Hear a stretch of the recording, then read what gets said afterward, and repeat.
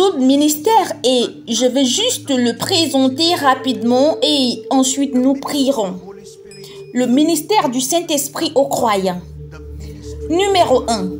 Le ministère de la transformation. S'il vous plaît, écoutez, ceci nous concerne. Le Saint-Esprit est l'agence autorisée par Dieu pour prendre avantage de la parole et sponsoriser la transformation des saints. La transformation est impossible jusqu'à ce que le Saint-Esprit donne la vie à la parole. Ça, c'est très important. La Bible dit, quand l'Esprit de vérité sera venu, il vous conduira. Pas qu'il vous donnera, vous savez, même si tout ce que vous avez est vérité, vous pouvez toujours être détruit. La vérité en elle-même n'est pas ce qui libère, c'est la conduite de la vérité pour être capable de l'appliquer ligne par ligne. Satan utilise la parole de Dieu pour tuer. La parole de Dieu, c'est comme une épée. Vous pouvez l'utiliser et vous tuer. Donc, ce n'est pas simplement parce que vous avez accès à la vérité que vous avez la liberté. Non. Ce doit être séquentiellement arrangé quand vous construisez une maison. Est-ce que nous sommes ensemble maintenant? Le Saint-Esprit, je vous donne un exemple. Savez-vous qu'il y a des informations que si vous les entendez avant d'entendre les autres, elles vous détruiront. Par exemple, lorsqu'un croyant vient de naître de nouveau et que le premier message qu'il entende concerne la richesse et la prospérité, aussi puissant qu'il soit, ce croyant est dans les problèmes. Sauf si la miséricorde de Dieu intervient. Savez-vous pourquoi?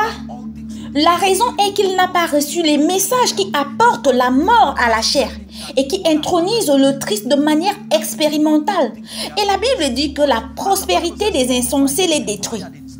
Et donc, quand ce gars-là accède à sa richesse, il ne lui a pas été enseigné que toute chose dans ce monde appartient à Dieu, y compris le monde lui-même. Il ne lui a pas été enseigné que les propriétaires sont des rebelles dans ce royaume, que nous ne possédons pas les choses, que nous sommes seulement des intendants. Et la Bible dit qu'en outre, il est exigé des intendants qu'ils soient fidèles. Donc, l'absence de cette fondation corrompra quelque chose de bon. Maintenant, il prospère en engageant les principes qui font la bénédiction et il le fait au détriment de son âme. L'Esprit de Dieu qui nous conduit, vous devez savoir ceci avant ceci. Si vous ne savez pas que chaque fois que Dieu vous bénit, cela crée une répulsion de la porte des ténèbres. Maintenant que vous êtes bénis, vous serez surpris quand les choses essayeront de combattre la parole de Dieu dans votre vie. Vous penserez que c'est étrange. Mais quand on vous aura enseigné que c'est l'effet secondaire de l'amour de Dieu, il l'a dit, sommes-nous bénis maintenant? Le Saint-Esprit apportant la transformation. Que tout le monde dise transformation. Le nom donné au processus qui vous rend comme le Christ en expérience. La transformation est plus que l'illumination. La Bible dit dans 2 Corinthiens chapitre 3 verset 18 que nous tous qui, le visage découvert, contemplons comme dans un miroir la gloire du Seigneur, nous sommes transformés en la même image, de gloire en gloire, comme par le Seigneur l'Esprit. Savez-vous pourquoi votre esprit a besoin d'être transformé? En fait, la Bible dit qu'en recevant la fin de votre foi et même le salut de votre âme, il appelle la transformation et le renouvellement de votre esprit, le point culminant l'achèvement de l'expérience de votre salut. La réalité de ce qui s'est passé dans votre esprit s'exprime maintenant dans le domaine de la silice pour s'assurer que vous êtes changé, que cet esprit qui était en Christ est maintenant en vous aussi. La transformation est importante parce que votre esprit est la seule porte qui permet au Saint-Esprit et permet aux démons même d'entrer dans votre vie. Si votre esprit ne peut pas héberger Dieu, vous ne pouvez pas héberger Dieu. Sommes-nous bénis? Il y a un esprit en l'homme et le souffle du Tout-Puissant peut faire des hommes doués de compréhension. Ce qui signifie que je peux commencer dans l'ignorance. Je peux commencer complètement naïf des choses spirituelles. Et alors, le Saint-Esprit me tient les mains. Frères et sœurs, tandis que vous vous moquez de moi, tandis que mes antécédents continuent à vous montrer pourquoi je ne devrais pas être élevé, le Saint-Esprit met son veto à toutes ces limitations et commence à me cultiver dans une voie et la dimension. Ça, c'est très puissant. Ne parlez jamais d'un homme qui a choisi de tenir la main du Saint-Esprit. Parce que cet homme est sur le point de devenir une merveille. Quelle que soit votre opinion, il est maître dans l'art de transformer le chaos en gloire. Je le sais parce que ma vie est un témoignage du fait qu'avec Dieu, tout est possible. Le Saint-Esprit vous tient par la main et vous transforme, mesdames et messieurs, en 6 émerveilles. Un objet de louange, un objet pour tous. Quel que soit votre passé, quelles que soient vos limites, peu importe ce qui est un avantage ou un inconvénient, c'est lui qui est l'avantage. Alléluia. La transformation. La transformation. Comment transforme-t-il? Numéro 1. Il active vos sens spirituels. La Bible appelle cela être vivant pour Dieu. Il vous rend vivant pour Dieu. Il renforce vos organes d'interaction avec le royaume de l'esprit de sorte que vous êtes maintenant vivant. Vous êtes vivant maintenant. Vous pouvez être vivant et pourtant vous êtes mort. Mais il est capable. Il dit, réveille-toi, toi qui dors. Il parlait à ceux qui étaient éveillés, pourtant il a dit, réveille-toi, toi qui dors. Il active vos sens spirituels. Numéro 2, il apporte la révélation et la compréhension des Écritures. Ça, c'est très puissant. Le Saint-Esprit, son ministère de transformation, il apporte la révélation et il apporte la compréhension, l'illumination spirituelle. Jean chapitre 14, verset 26, la Bible nous dit que le consolateur, le Saint-Esprit que le Père enverra à mon nom vous enseignera toutes ces choses et vous rappellera tout ce que je vous ai dit. Le Saint-Esprit nous apportera cette dimension de la compréhension surnaturelle. Il est très important que vous sachiez que le Saint-Esprit est le seul qui puisse vous donner la compréhension à l'intérieur, l'illumination. Vous avez besoin du Saint-Esprit pour avoir la compréhension. La connaissance spirituelle n'est pas l'éducation séculière. L'éducation séculière exigera votre concentration, sommes-nous ensemble, et la force d'âme pour comprendre le mentor qui vous guide dans la pensée. Mais ce n'est pas ainsi que les choses spirituelles fonctionnent. Vous pouvez être aussi intelligent, mais quand vous avez affaire à des choses spirituelles, la Bible dit déjà que l'homme naturel ne peut pas recevoir les choses de l'esprit. Pourquoi? Parce qu'elles sont spirituellement discernées. Vous devez maintenir un sens de perception qui est plus élevé que la science. Par exemple, c'est un principe normal que lorsque vous épargnez, vous devenez riche. Mais dans ce royaume, la Bible dit que celui qui épargne à l'excès ne fait que s'appauvrir. Ça, c'est un mystère qui n'est accessible qu'à ceux qui sont dans le royaume. Cela n'a pas de sens de dépenser et pourtant de devenir riche. Sommes-nous ensemble? Il nous apporte la compréhension. Comment transforme-t-il? Il apporte la conduite et la direction. La conduite et la direction. Ésaïe chapitre 30, verset 21, il dit « Tes oreilles entendront derrière toi la voix qui dira « Voici le chemin, marchez-y. » Car vous iriez à droite ou vous iriez à gauche. Laissez-moi vous dire ceci. Il n'y a pas de niveau de maturité qui vous donne une direction dans cette vie. Les variables pour réussir, les variables pour démarrer sont trop nombreuses. Votre durée de vie ne peut pas vous servir de mentor suffisamment pour comprendre la vie. Vous aurez besoin de celui qui est ancien pour vous tenir la main et vous guider. Juste parce que vous avez 30 ans, 40 ans, vous serez surpris des choses que vous apprendrez après 60 ans de votre vie ou après 70 ans de votre vie. Ne mettez pas votre vie à ce niveau de risque. Il est important de prendre du recul et celui qui était là quand la terre a été créée, qui a tout sponsorisé, comprend le torrent de la vie. Quand il vous tient la main, il peut vous parler. Le Saint-Esprit, vous pouvez être à la recherche d'un emploi et ne jamais en trouver un. Et la parole vient de lui et vous ouvre la porte. Ceci est très important. La conduite et la direction. Il vous montre la voie de Dieu. L'étude de la Bible sans le ministère du Saint-Esprit vous transformera en une personne religieuse. Il doit être le Seigneur de votre vie. Sommes-nous ensemble? Laissez-moi partager avec vous quelque chose.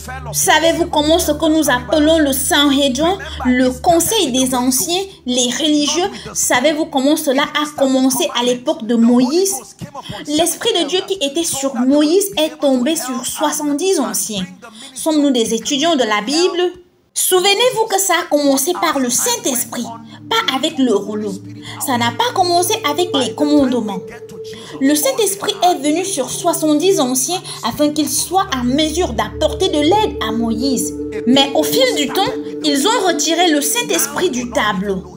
Et au moment où nous arrivons à Jésus, tout ce qu'ils avaient, c'était des parchemins et l'Esprit n'était plus là. Un peuple qui a commencé avec le Saint-Esprit ne le connaît même plus maintenant.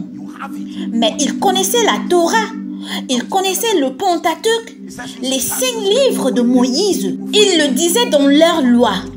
Ils ne connaissaient pas les Écritures. Vous les avez, mais vous ne les connaissez pas. Sommes-nous ensemble? Oui, il dit, vous cherchez les Écritures, car vous pensez y trouver la vie. Et vous ne viendrez pas à moi. Les Écritures témoignent de moi. Ce qui signifie que la fin n'est pas la lecture de la Bible. La lecture de la Bible est une feuille de route qui mène à la vie. La lecture de la Bible est une feuille de route qui vous conduit à une expérience. Sommes-nous ensemble maintenant? Le but n'est pas pour vous de réciter les Écritures. Le but est pour vous de devenir une expression. Donc, votre lecture est un processus transitoire. Votre étude de la Bible et toute votre étude n'est pas supposée se terminer par un endoctrinement religieux qui nous flatte en pensant que nous connaissons Dieu. Non, mais la parole doit se transformer en esprit et vie, afin que vous deveniez vous-même une épître vivante, une continuité de ce qui a été écrit. Le Saint-Esprit vous transformant, me transformant, et cette transformation n'est pas limitée aux prédicateurs. Non, non.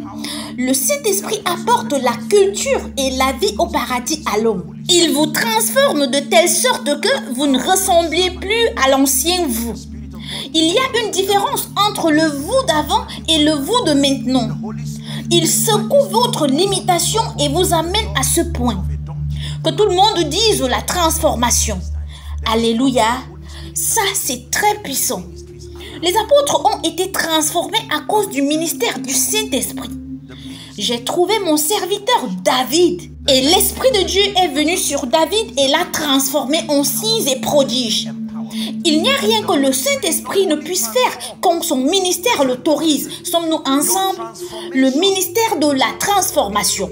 Le prochain ministère est le ministère de l'habilitation. S'il vous plaît, dites l'habilitation. Le Saint-Esprit ne transforme pas seulement. Écoutez, votre transformation est votre proposition à votre monde. Que ça, c'est ce que le Christ cherche à produire. Mais vous devez être habilité à la défendre. La transformation sans habilitation créera un autre type d'erreur parce que vous proposerez trop de possibilités spirituelles sans la grâce pour les valider. Vous direz aux gens que Dieu peut guérir. Vous direz aux gens que Dieu est un restaurateur. Vous direz aux gens que Dieu donne de la vitesse et vous déclencherez leur appétit comme le figuier qui avait des feuilles vertes.